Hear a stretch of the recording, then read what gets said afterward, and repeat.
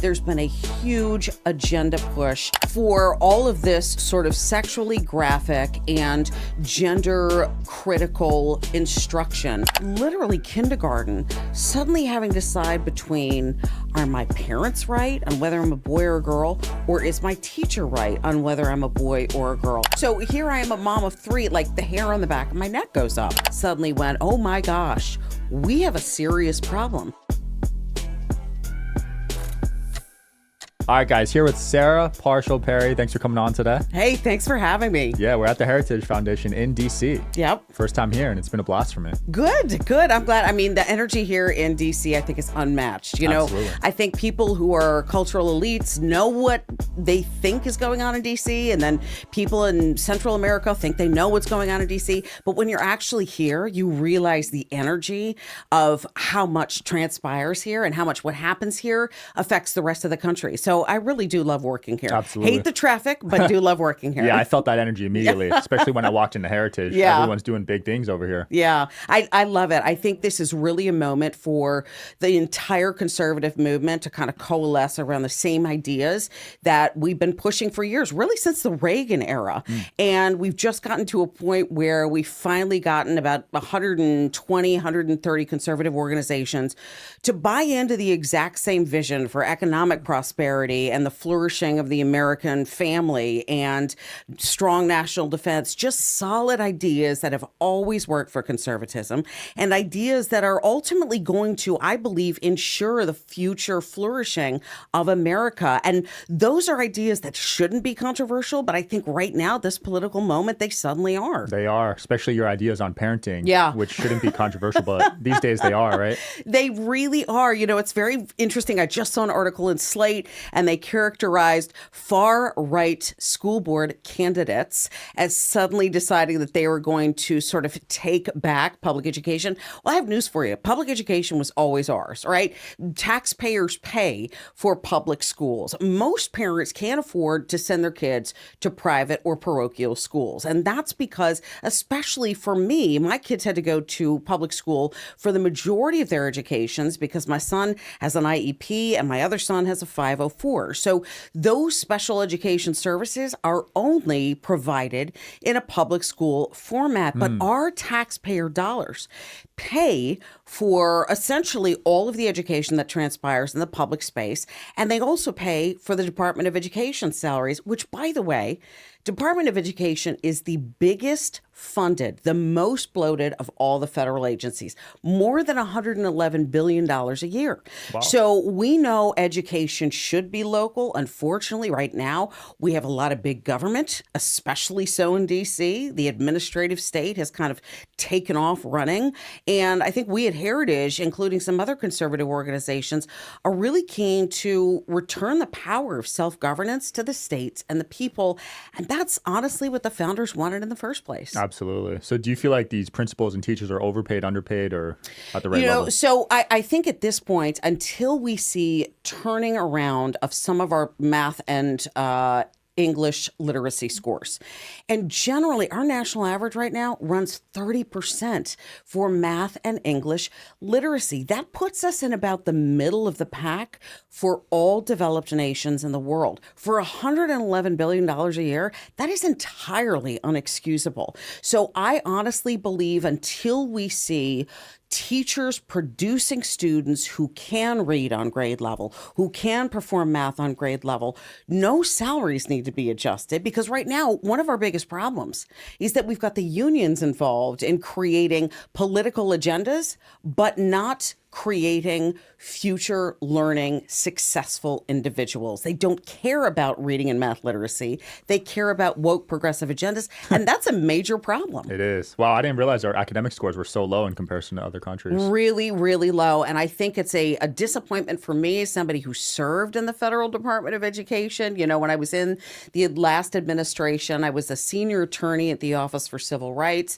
We really tried to do everything we could to make sure that we divested public education of all of these super progressive ideals because they are not doing anything to enhance the reading and the math literacy and the learning capabilities in any of the social sciences or math or scientific research. What they're doing is they're creating future Marxist workers. And Yep. this is assembly line education, right? We get them through K through 12 where the teachers unions are involved, and then we get them into higher education where all of academia has been taken over by the far left, and then we get them into graduate school and for example, American Bar Association's beholden to the left. So even when I was in law school 26 years ago, we were already hearing things about critical race theory. Focus on the education. All of the scores will increase. A rising tide just lifts all boats, but we're not paying attention to that right now. That's why I think these school board candidate races are so important. And of course, Slate categorizes that as far right MAGA agitprops, but in reality, these are just parents who want better education for their kids. Absolutely. So that being said, what topics do you think schools should keep and what do you think they should get rid of? So I got to tell you, they're not doing anyone any good when we go into these extensive diversity experiences, right? There's been a huge agenda push for LGBTQIA++, give it your acronym, for all of this sort of sexually graphic and gender critical instruction that has kids in literally kindergarten suddenly having to decide between, are my parents right on whether I'm a boy or a girl, or is my teacher right on whether I'm a boy or a girl? And in fact, a federal court just determined that these poor 6 and 7-year-olds who were literally being instructed by a teacher, now we're talking kindergarten and first grade, being instructed by a teacher that sometimes your parents and the doctor are wrong when you're born and you're not actually what you think you are. So here I am, a mom of 3, like the hair on the back of my neck goes up. And I automatically think, wait a minute, not only is that a violation of parental rights, you're automatically dumbing down these kids when you can be talking about instructional fundamentals, whether it's colors or shapes or reading. You're instead focusing on sexually explicit and gender critical studies. What is that doing to enhance the level of education in America? And the answer is nothing. But this is a nod to the teachers union. And unfortunately, the fact that we're seeing people who go into the teaching profession more and more affiliate with left-wing interests. I think that's a disservice to American education. Absolutely. I'm glad they didn't teach that when I was in school. Yeah. That's crazy. Yeah. And I think it's something that's relatively new. Listen, COVID did something very uniquely beneficial. And I won't say there was much beneficial about COVID, but when we had kids coming home to essentially attend online classes, and I was holding down a full-time job and overseeing 3 kids on their computers. One, it did not work for. The other 2, it did work for. But here's what we did learn. I think some of the parents who were not clued in to what was going on in public education suddenly went, oh my gosh, we have a serious problem, because we were hearing discussions of critical race theory. We were hearing discussions about gender identity, and we're thinking these kids are not on grade level. In fact, my son, who was online educated for the better part of a year and a half, we had him assessed before he went into his freshman year of high school, and they said he is not only 1 year behind, he is 2 years behind. Whoa. Yeah, and we say you should keep him back and homeschool him until he gets up on grade level. That is how bad the loss was just in my family. Well, Man. when you're too busy instructing people on sort of woke cultural Marxism, and you don't really care about, oh, I don't know, the fundamentals of American governance or history or science or math, those things become preeminent, and the kids are no longer being judged on their ability to reproduce information, to think critically. Instead, they're being judged on how closely they align with liberal agitprops. That, Right. to me, was, I think, a real eye-opening moment. And public schools, for the most part, criticize critical thinking. So Yeah. if you do critical think, they'll put you in detention or punish you with Yeah. grades. Listen, we had a federal appellate court, the First Circuit appellate court, just ruled against a young man, a middle school student, who wore a T-shirt that said, there are only two genders. And his school expelled him for wearing a t-shirt stating a biological fact. Now, I can send you all the way back to West Virginia versus Barnett in the 60s. And during the Vietnam War, there was a group of kids who were in a high school who wanted to protest the war. They wore black armbands. Nothing else symbolized. They spoke nothing, but it was a form of symbolic speech. And the Supreme Court said, listen, they don't shed their First Amendment rights at the schoolhouse door. But this kid, Liam, who was living up in New England, was just ruled against by a federal appellate circuit who said, sorry, that's a disruptive t-shirt. He didn't say anything, but the t-shirt was considered disruptive. And I think some of the Supreme Court justices from the 60s would be rolling over in their graves. That's crazy. So it's even penetrated the courts at the highest Oh, level. 100%. In fact, one of the few courts, we see a couple of appellate courts that are really good, that have sort of towed the line on what the Constitution says, on what the plain text of federal statutes say. And thank God the Supreme Court. I mean, they're willing to say, listen, this is going to be an uncomfortable decision, but we're going to hold fast to the text of the law. We're not going to read into it our political agendas or our ideological agendas. And we're going to make sure that we don't create new law whole cloth. That's not our job. Right. That's the job of Congress. It's not our job to make law. It's our job to interpret and apply law, and that's it. So I think I've been really, and I think we're gonna see more of that this season. But I've been really gratified by so far what the Supreme Court has been willing to stand firm on. That's good, at least. Has anyone at your kids' schools tried to change their gender? Oh, multiple kids. In Let me DC, tell you. or? Yeah. So we actually live in Baltimore County. So I've got about an hour and 30-minute drive. So we actually moved into that area because Baltimore County public schools were considered blue ribbon schools under George W. Bush. And these were the highest performing schools in the country. Great, right? So you move in, you buy a house, you think I'm sending my kid to a public school, but it's a blue ribbon school.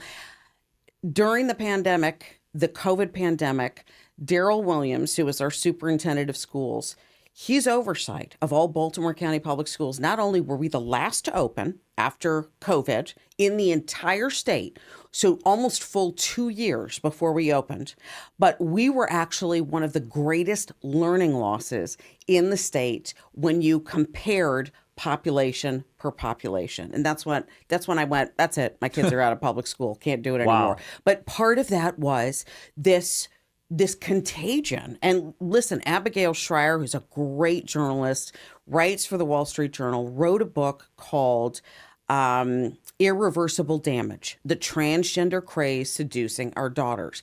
For some reason, that particular contingent, age 12 to about age 17 in high school, middle school and high school, has now expressed in record numbers this soaring increase in biological girls who identify as biological boys. She writes about, and I've spoken about this a little bit, the fact that these aren't organic increases. They are actually completely manufactured. It's social media, it's cultural elites, it's what their friends are doing, it's what social media influencers are doing. And suddenly, because they don't want to be different, if a gym teacher or a best friend expresses sudden sort of gender dysphoria and says, you know what, I thought I was a girl, but really I feel most at home being a boy. God bless these young girls. And listen, I am parenting a child through these teenage years. It's not easy, but it's exploded all around my kids. And thank God they understand right is right and wrong is wrong. And biology matters. They have enough accuracy in their scientific interpretations to recognize that you can't change your chromosomes, but it's taken off all around them. Before I pulled them out, finally, we were hearing reports of students identifying as furries, identifying as animals, right? I mean, these are the conversations I'm having. Like if you had said to me 25, 26 years ago, do you think you're going to use your law degree to talk about furries and transgender boys and girls bathroom? I would say absolutely not. Here are the conversations I'm having. We had heard reports that there were now litter boxes in both boys and girls bathrooms. And I went, that's it. I'm out. I'm entirely out. So we pulled the kids out. I am Crazy. really grateful that we can send them to private schools. My son is now in college. He is a marine biology major at LSU. So that's really great. But I have to tell you, I'm hoping and praying that public education is not completely lost to us, but there are times, and I think I don't know if we can salvage it unless another administration absolutely smashes all of the woke indoctrination and goes back to the basics. Yeah, I hope we can, because private school is unaffordable for most families. Yeah, it really is. And that's a whole separate discussion. I mean, we know now that all colleges are making money hand over fist. And we've got on the other side of the equation, the president and his vice president excusing millions and millions of dollars of loans. So people like me who paid off six figures in loans for graduate school are suddenly going, wait a minute. Now what you're doing is you're excusing loans of these young people who are going to be foisted on to the previous generation because we're going to have to pay for it. So I'm looking at my son right now. I am now paying for 90% of his college education. He's paying for 10% because the federal government has put limits on what college students can now borrow. So Wow. it's a completely different landscape. Crazy. We'll end off with this. We're going to send this next question to Trump's team. We're going to compile all this. If you could talk with Trump right now and ask him anything or tell him anything, what would you say? Oh, how much do you value girls and women in education? And I know that he has made specific remarks about ending the participation of biological males in women's sports, and that is a great start. But it's got to be in every aspect of American education. Girls have come too far. They have worked too hard. It's been 52 years of progress. It is what made possible my graduate degree. It's what is making possible my daughter's college volleyball scholarship at a D2 school. How much do you value women, Mr. President? You have been great on the sports issue. It's got to follow through with all of education because these are women who care very much about the future of our country. I love that. Thanks for coming on, Sarah. That was Hey, a blast. thanks so much for having me. See you guys.